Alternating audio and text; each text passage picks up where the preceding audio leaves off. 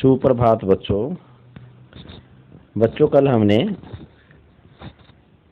बाल महाभारत कथा के पाठ नंबर 3 अम्बा और भीष्म का अध्ययन किया था। मुझे आशा है आपने उसे ध्यान से सुना होगा और उसकी जो मुख्य बातें हैं उन्हें नोट भी किया होगा।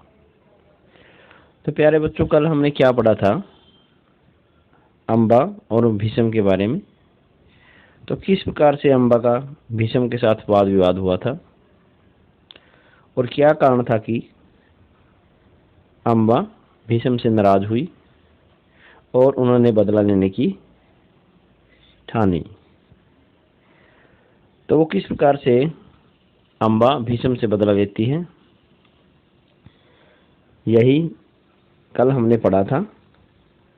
वो किस प्रकार से अपना रूप बदलती है और एक दिन भीष्म के लिए मृत्यु का कारण बनती है। तो उसी अध्याय के जो मुख्य प्रश्न उत्तर हैं बच्चों, वो आज हम करेंगे। मुझे आशा आप इसे ध्यान से सुनेंगे और जो इसकी मुख्य बातें हैं, जो इसकी मुख्य बिंदु हैं, उन्हें अपनी नोटबुक में नोट करेंगे। और जिन बच्चों की नोटबुक पूरी नहीं है, कृपया उसे साथ साथ में पूरी भी करेंगे। तो प्यारे बच्चों, सबसे पहले हम इस अध्याय के जो खाली स्थान बनते हैं वो करेंगे। तो कृपया ध्यान दीजिए, खाली स्थान भरो। नंबर 1 पे है, सत्यवती के बड़े पुत्र का नाम डैश था। जो सत्यवती थी केवटराज की पुत्री, जिससे शांतनु ने विवाह किया था, तो उनके बड़े पुत्र का नाम क्या था? सत्यवती के बड़े पुत्र का नाम चित्रांगद था। क्या नाम था बच्चों? चित्रांगद।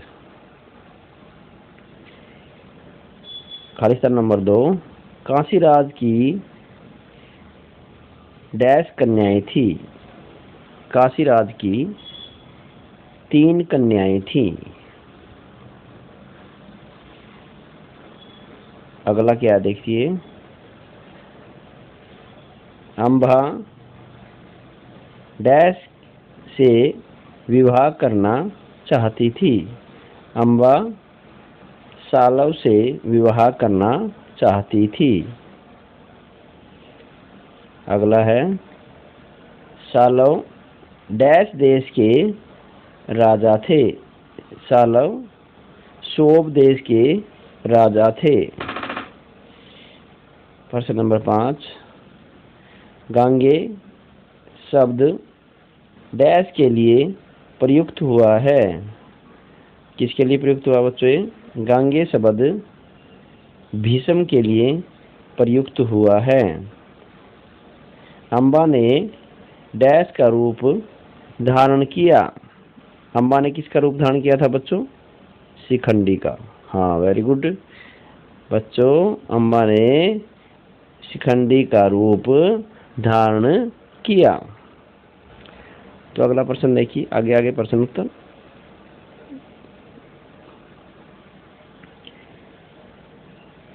अम्बा अपनी हालत के लिए किसे जिम्मेदार मानती थी?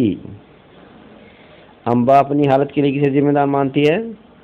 भीष्म को। किसे जिम्मेदार मानती थी? भीष्म को। प्रश्न नंबर 2, विचित्रवीर्य का विवाह किससे हुआ? किससे हुआ था बच्चों विचित्रवीर्य का विवाह? अम्बा और अम्बालिका से। प्रश्न नंबर 3, भीष्म का बदला लेने के लिए अम्बा किसके पास गई? भीष्म से बदला लेने के लिए अम्बा किसके पास गई थी? सहायता मांगने के लिए। और फिर उन्होंने उनकी सहायता भी की थी, लेकिन जब भीष्म का और उनका युद्ध हुआ तो वो हार गए थे, वो पराजित हो गए थे प्यारे बच्चों। तो उनका नाम था परशुराम के पास। किनके पास गई थी वो? परशुराम जी के पास। अगले प्रश्न उत्तर देखते हैं क्या है।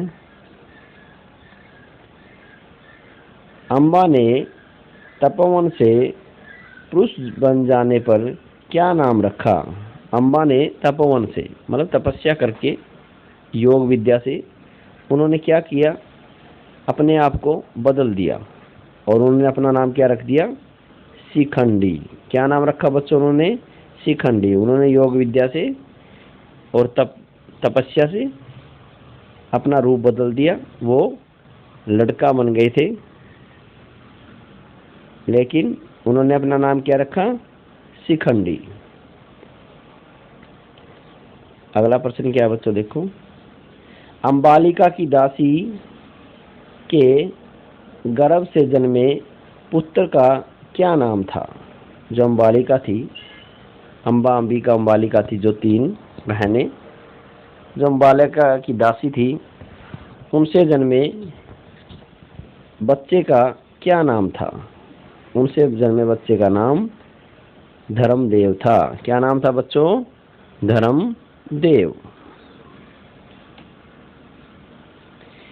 चित्रांगद की मृत्यु के बाद राजगद्दी पर कौन बैठा था?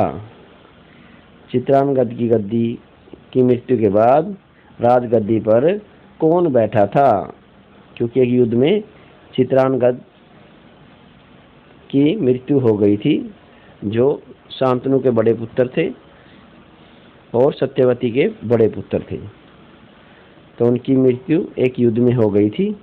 तो उनके बाद राजगद्दी पर कौन बैठा था? राजा कौन बना था? विचित्र वीर्य। कौन बना था बच्चों?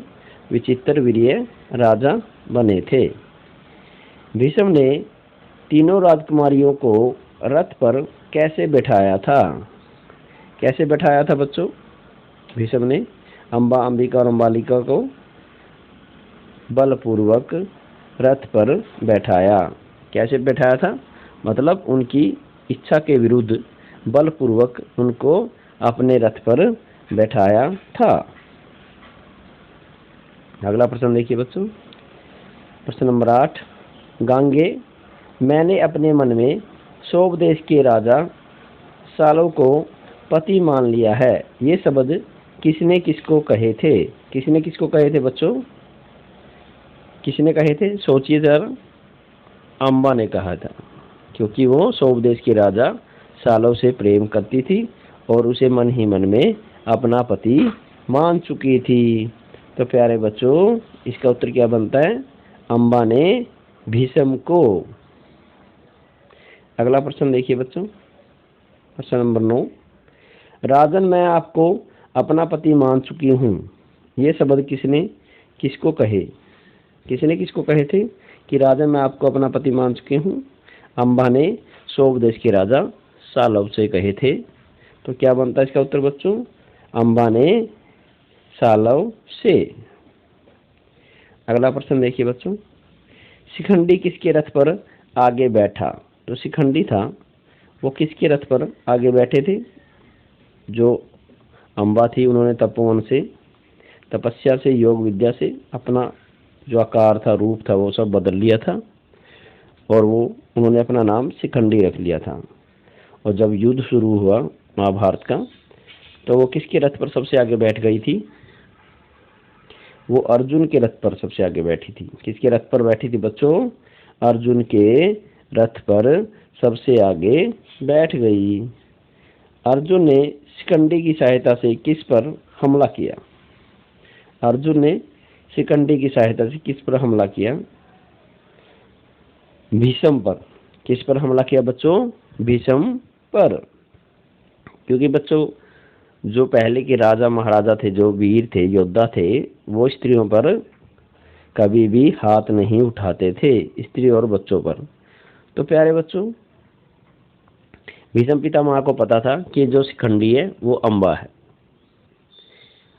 और वो एक औरत है। उसने अपना रूप, रहन सहन बदल लिया था, अपना नाम बदल लिया था, लेकिन भीष्म पितामह को सब पता था कि ये अम्बा है, इस वजह से उन्होंने उन पर आक्रमण नहीं किया, तीर नहीं चलाए, और उसकी आड़ में, शिखंडी की आड़ में अर्जुन ने भीष्म पितामह पर आक्रमण किया, तीर चलाए, और वो तीर भीष्म पितामह की छाती में लगे, जिस वजह से वो सरसैया पर लेट गए थे।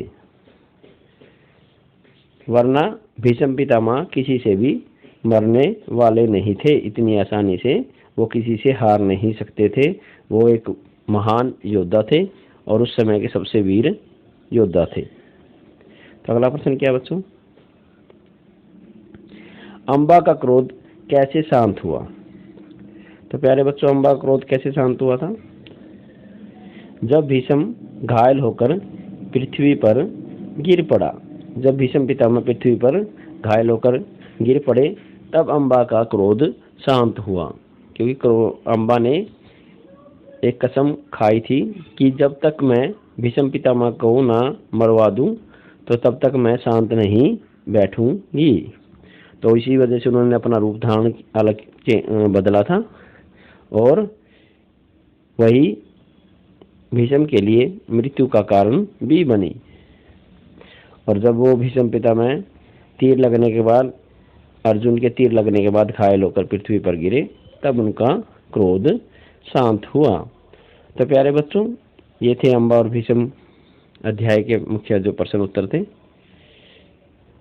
मुझे आशा आपने इसे ध्यान से सुना होगा और अपने नोटबुक में जो इसकी मुख्य बातें वो नोट की होंगी, और आप इन सब प्रश्न उत्तरों को याद भी करेंगे। तो प्यारे बच्चों,